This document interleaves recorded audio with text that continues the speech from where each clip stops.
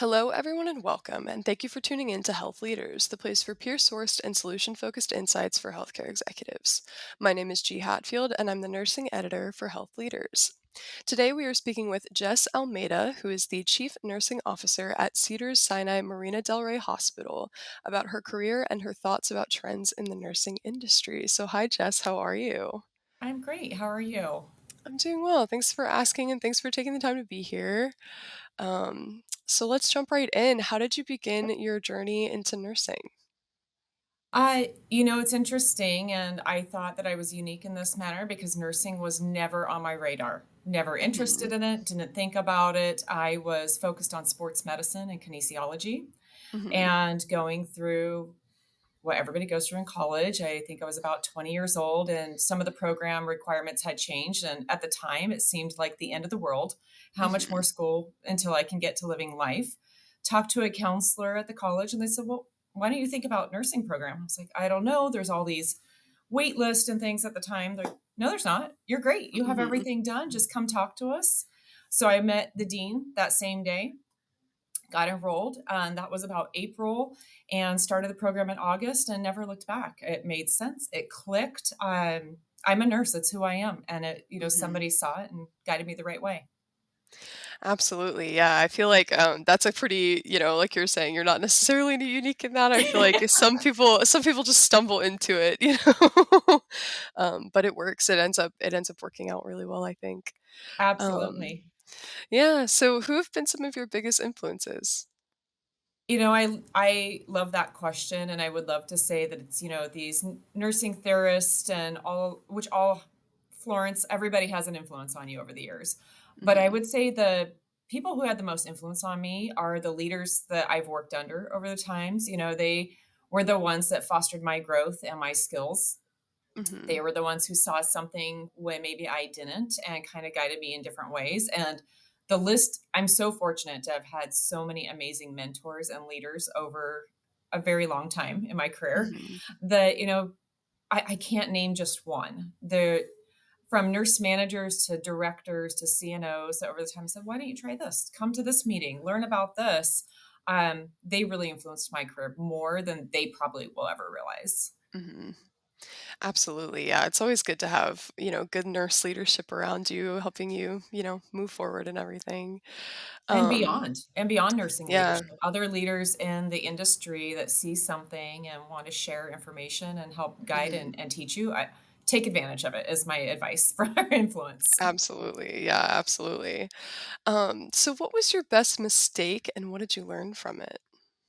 Oh, I reflect on this mistake a lot. It was very early in my career in Mhm. leadership.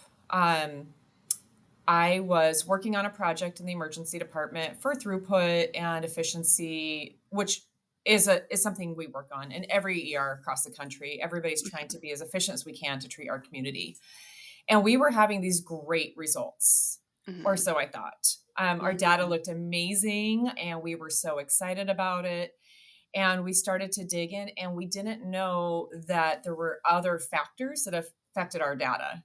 So I was Mm. ready to share with the world this great effort that we made and all these results and how beautiful this process was. And I realized, oh, there's other pieces in this. And if you're building a cookbook and you're writing a recipe, you've got to make sure the ingredients are accurate. So Absolutely. what I learned from it was really question everything, question every piece of the data, every piece of the process, every ingredient in your recipe before you start to share it, because Mhm. you would have to step back and really reassess and think about, did we do that? And did we do it right? And is this worth sharing and Mhm. spreading this practice? It turned out it was worth sharing. And I did go on to share the experience with others, but I really had to reflect about those ingredients and make sure the Mhm. recipe was correct and what I was sharing was accurate. Absolutely. Yeah, there's so many factors that go into nursing data, I feel like. So that's an important lesson for sure. Um, so what do you think are some of the biggest challenges currently facing CNOs and CNEs? The workforce changing is always going to be a challenge, Yeah. and it always has been. And one of the things we hear a lot about right now is work life balance and burnout. And Mhm. it's, how do we support our teams through that? It's really challenging. Every person has to internalize and reflect on what. they're feeling and what the burnout is and what we can do to help them. There's generational differences, there's cultural differences. Every hospital might be a little bit different. Hmm. Every environment is a little bit different. It's beyond hospitals. The society is exhausted, and how do we Hmm. help each other to keep showing up? I think that is one of the biggest challenges right now out there. Absolutely. And I want to kind of dig into it a little bit because obviously we're in the middle of a pretty big nursing shortage. So, what are your thoughts on strategies for recruiting and retention during this time to kind of keep all those things in mind with burnout and everything? Absolutely. We are really fortunate. I Right behind me is a picture of the brand new hospital that we are building, and that's been a Mm, great recruitment tool. mm-hmm. When you're going into your career, the last thing you want is to struggle for the tools to do your job well. So that Absolutely. is really a helpful tool for us. Now, everybody can't do that, but that is one thing that we are really fortunate to leverage right now in our recruitment is new technology, new tools, having what you need to do your job and do it well is Hmm. really appealing when you're looking at a career. Nobody wants to struggle to do their day to day work. So that is helping us. Other things we do is just looking at aspects of work life balance, Hmm. giving some autonomy to the scheduling, creative schedules, creative opportunities to maybe job share even or have part-time or per diem positions rather than everything be full-time so that Hmm. people can balance life and whatever the other aspects of their life are. And we also look at things for recruiting and retention from day one into the healthcare field. Hmm. So we do programs like nursing assistants who are currently nursing students. We will offer positions that might benefit them so they can continue to do their professional development growth until they're through a nursing program and still have exposure and financial support through that, Hmm. with some flexibility on the scheduling. So maybe a full-time job is not ideal while you're in nursing school, but the Yeah. exposure to the environment is so valuable when you're going through those programs. So if a nursing assistant works with us throughout their nursing program, they're pretty much guaranteed a spot in the nurse residency program when they graduate. So we Hmm. have a transition and a career ladder growth through the residency program. There's internships that follow after that for specialty areas. We have career ladder opportunities, engage a million ways to engage, committees to Hmm. be on, growth of your own career while still balancing, life, home. Hmm. Absolutely. And you're talking about that kind of career ladder. So, how can CNOs provide career opportunities to foster the next generation of nurse leaders specifically? Sure. I would say there's no limit to what opportunities are out there. The only limit Hmm. is what's within our own walls sometimes.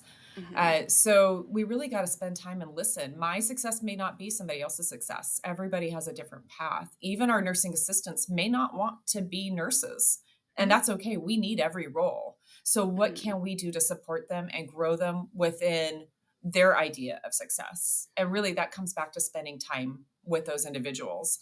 Not every nurse leader wants to be a CNO. I didn't think I wanted to be a CNO. It never Hmm. crossed my mind either. Again, it was an opportunity that presented itself, and I'm really enjoying this time. But I have to recognize that that's not everybody's path. Hmm. So, really spending time with your leaders and your succession planning and what does that look like to them? What does success mean to them? Is it managing a unit? Is it managing a hospital? Is it maybe going into a professional development education route? There's a Hmm. lot of opportunities out there, and not everything has a specific name yet. Absolutely. Yeah. I could not agree more. I think, again, it's just getting to know your staff. I think just helps in like every single aspect of a health system, genuinely. So yeah, that makes sense. I want to go back to that burnout piece for just a second. Sure. What can health systems do to increase overall nurse well-being and promote that better work-life balance that you mentioned? Well, I think it comes back to listening. Hmm. What is the cause of the burnout? And that could be different in every community, every facility, every department, every shift could have a Hmm. different reason for what they're experiencing. Other things, look at the environment. Hmm. Are we creating an environment that's ideal to come and spend time away from your family? Is it, some of the things we're looking at in the new hospital is like kind of a wellness space, outdoor space that staff can Mm. step away from that patient care for a moment and Mhm. reset and think about themselves and what their needs are. Everything. We'll have a new cafe with an outdoor terrace and landscaping and seating and meditation areas. And that may not be for everybody, but if it helps Mhm. a handful, then it's going to be worth it to spend that Mhm. time and energy to create those other environments. And I mentioned earlier, we do scheduling options. We do self scheduling. So the staff get to rotate through their turn on creating their schedule for that next, scheduling cycle. Mhm. And it's just kind of looking at what the teams need. What kind of calming space or environment can you offer, even if that is just a quiet space to chat for a few minutes with a colleague or another leader to hear them out. We also have lots of EAP resources. And I Mhm. think that traditionally myself, I thought of like, that's when I'm in crisis, I go to them. And it's just so Mm. not true. They have amazing resources and they can offer resources in your community that might help you at home away from work too, to help with that work life balance. So it's making sure you have the resources available and know what they are to offer them to your staff. Absolutely. And how do you go about communicating that those resources are available? Because I've heard from other CNOs that the resources can be there, but it's hard to kind of get people to know about them. So do you have any tips for that? It's true. It is true. You can lead a horse to water. So Hmm. you just have to do Exactly. the best you can to socialize what you have available. And Hmm. I share my experiences. There was a time during COVID where the facility I was at the time had EAP kind of town halls, and you Hmm. could get on and just chat of what your experiences were. And I was one of those like, I don't need this resource. I'm fine. Hmm. I'm fine. Until it was a one on one. And I kind of was like, oh, maybe I'm not as fine as I thought. Hmm. So spending that time and opening up with one of those counselors was, I wouldn't say life changing, but in a sense, life changing. It was work life changing. Hmm. And Yeah. I try to be open with my staff of what my experience was and how helpful it was so that they know it's not just another checkbox. It's not just something that is around the corner. This really can help you. Hmm. And every time we have conversations and somebody shares, what they're going through with their family or where a struggle is maybe outside of work, I try to make sure they know that those resources are there and more than just the workplace resource. And it's confidential. I Hmm. don't need to know more than you need to tell me, but there is somebody else who can hear you and help you. Absolutely, yeah, and it's so important, I think, in general, to kind of like destigmatize asking for help. I think both at work and outside of work, Absolutely. I think that comes from sharing our own experiences. That's the only mhm. way you can really remove that stigma. Absolutely. So I want to turn to patient care for a second. Yes. How do you think nurse leaders and health systems can address the social determinants of health to improve patient care in the community? Absolutely. I mean, again, it comes back to knowing your resources, and Hmm. every community is going to have a little bit different need. Hmm. Every individual in that community is going to have different needs. So, we do work with our staff to make sure that they are aware of how to ask the questions in a way that patients will open up to them, whether it's food insecurities or homelessness or substance use disorders. And then we have a multidisciplinary team who will come in and focus on the need for that patient. How Hmm. can we offer those resources? What resources are in the community? It's really hard, I think, sometimes to know every detail of what's available to a patient, but we have Hmm. teams that can specialize on that. We have amazing case managers and social workers and community navigators who can kind of help address the specific needs of the individual patient or family dynamic. So it's not all on the individual nurse to know it, Hmm. but we have resources, and it's knowing those resources, what's available, and how to share them with the patient. Absolutely, yeah. So I want to pivot a little bit again.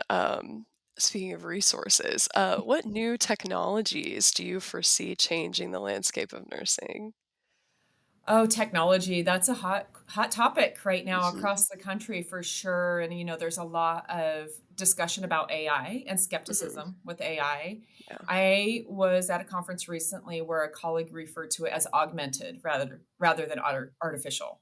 Mm. So thinking about how we can supplement the work we do every day to make the job more efficient for our clinicians, Mhm. whether that's predictive text in when they're documenting, or is it recognizing that a patient hasn't rolled it over in a while, maybe they're building up skin issues. It can be anything along those lines. There's a lot of technology that we already leverage in our day-to-day life that we can Mhm. start to bring into facilities. I mean, that we're doing a video chat right now is kind Mhm. of an example of things we're seeing more and more in every day that we can transition into, like the patient room. Can Mhm. the patient's families, when they're at work and they have their everyday life, log in and have a conversation with the patient, the nurse, the physician, the interdisciplinary teams, so that Mhm. there is a cohesive plan when the patient leaves the hospital. So while it's new to the hospital, it's a lot of familiar technology, Mhm. and AI is probably more familiar than people realize. It's a very broad term. It's how do we Mhm. use that and bring that into a facility to benefit our clinicians and our patients? Absolutely, yeah. I think, like you're saying, a lot of like AI or just like algorithms in general have already been integrated into a lot of the things that we use on a daily basis. So I think you're right. It's just a broad term and it's scary. Right. And um, so it's our job to translate and decipher what that means so that our staff mhm. feel comfortable and leverage the tools to actually make their jobs easier. Absolutely. Yeah, so we've been talking about obviously a lot of different topics. So, how are you addressing or planning to address these challenges within your health system?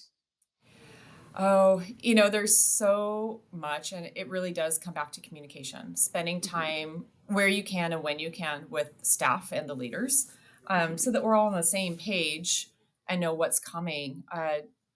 We're no different than anybody else when it comes to the challenges. We're going to continue to see staffing challenges, pandemics across the world. It's Hmm. everybody is experiencing a lot of the same things. And communicate what you learn, listen to what the differences are, where the gaps are, and Hmm. really phone a friend. Hmm. It's Yeah.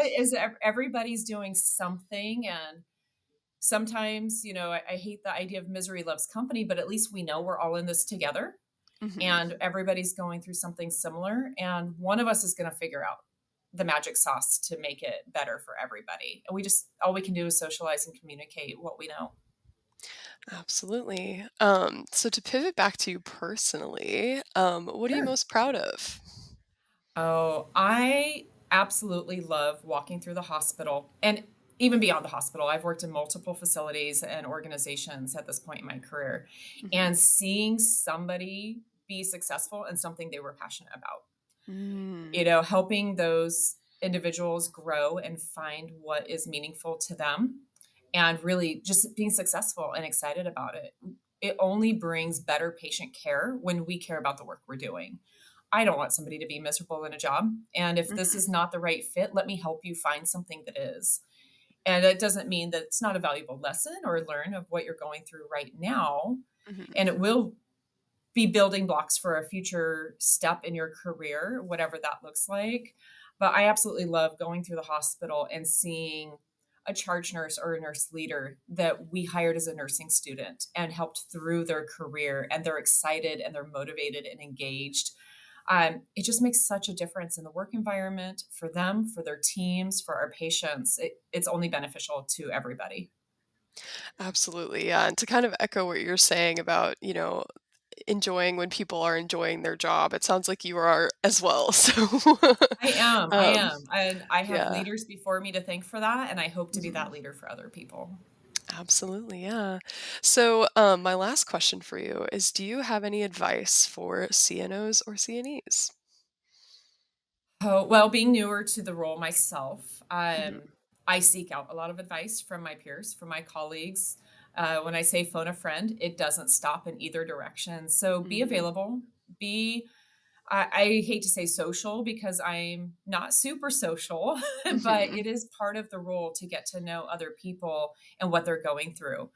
Listen to your leaders. They have a really good pulse of what their units are going through and where they need help.